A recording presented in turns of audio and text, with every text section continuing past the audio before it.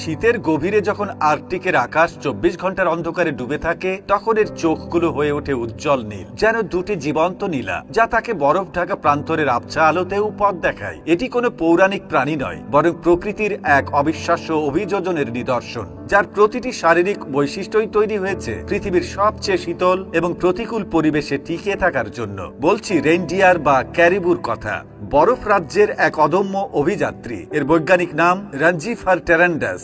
এর গণ নামটি এসেছে প্রাচীন নর্স ভাষা থেকে, যা এর শিংওয়ালা পশু পরিচয় বহন করে। রেইনডিয়ার হরিণ পরিবারের একমাত্র প্রজাতি, যেখানে পুরুষ ও স্ত্রী উভয়েরই শিং বা অ্যান্টলার থাকে। এই শিংগুলো প্রতি বছর ঝরে পড়ে এবং নতুন করে গজায়। পুরুষেরা শরৎকালে প্রজনন মৌসুমের পর তাদের শিং ফেলে দেয়, কিন্তু গর্ভবতী স্ত্রীরা শীতকাল জুড়ে তাদের শিং ধরে রাখে। এই শিং ব্যবহার করেই তারা বরফ খুঁড়ে তাদের বাচ্চাদের জন্য লাইকেন বা শৈবালের মতো দুর্লভ খাবার খুঁজে বের করে। রেইনডিয়ার চরম ঠান্ডার সঙ্গে মানিয়ে নেওয়ার এক জীবন্ত মাস্টারপিস। এদের রয়েছে ২ স্তর বিশিষ্ট ঘন লোমের আবরণ, যা পৃথিবীর যে কোনো স্তন্যপায়ী প্রাণীর মধ্যে অন্যতম সেরা। এদের বিশাল চওড়া খুরগুলো স্নো শু বা বরফের জুতোর মতো কাজ করে, যা তাদের বরফের উপর দিয়ে হাঁটতে এবং বরফ খুঁড়ে খাবার বের করতে সাহায্য করে। এদের নাকের ভেতরে থাকা এক বিশেষ হাড়ের গঠন, টার্বিনেট বোনস, শ্বাস নেওয়ার সময় বরফ শীতল বাতাসকে গরম করে ফুসফুসে পাঠায় এবং নিঃশ্বাস ছাড়ার সময় সেই বাতাস থেকে জলীয় বাষ্প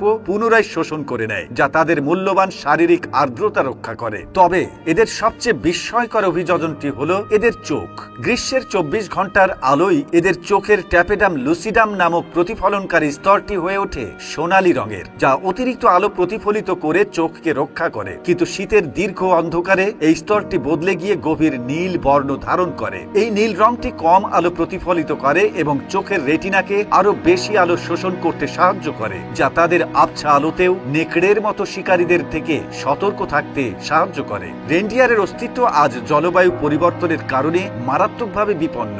বৈশ্বিক উষ্ণায়নের ফলে আর্কটিকের বরফ দ্রুত গলে যাচ্ছে, যা তাদের পরিযায়নের পথকে বাধাগ্রস্ত করছে এবং তাদের প্রধান খাদ্য লাইকেনের বৃদ্ধিকে ব্যাহত করছে। রেইনডিয়ারের এই সংকট আমাদের চোখে আঙ্গুল দিয়ে দেখিয়ে দেয় যে জলবায়ু পরিবর্তনের প্রভাব কোনো ভৌগোলিক সীমানা মানে না। হাজার হাজার বছর ধরে রেইনডিয়ার শুধু বন্যপ্রাণীই নয়, উত্তর ইউরোপের সামি জনগোষ্ঠীর কাছে এটি জীবন ধারণের মূল ভিত্তি। তারা রেইনডিয়ারকে পোষ বানিয়ে মাংস, দুধ, চামড়া এবং পরিবহনের জন্য ব্যবহার করে। এই সম্পর্কটি মানুষ ও প্রকৃতির সহাবস্থানের এক অসাধারণ উদাহরণ, যেখানে সামি সংস্কৃতি ও ঐতিহ্য রেইনডিয়ারকে কেন্দ্র করেই গড়ে উঠেছে। জলবায়ু পরিবর্তনের কারণে রেইনডিয়ারের অস্তিত্ব সংকটে পড়ায় এই আদিবাসী জনগোষ্ঠীর হাজার বছরের পুরনো জীবনযাত্রাও আজ সরাসরি হুমকির মুখে। প্রকৃতির এই মহাকাব্যিক অভিযোজন এবং তার পেছনের বিজ্ঞানকে জানতে ফেসবুক পেজে লাইক ও ফলো দিয়ে আমাদের এই জ্ঞান ভিত্তিক অন্বেষণে শামিল হন।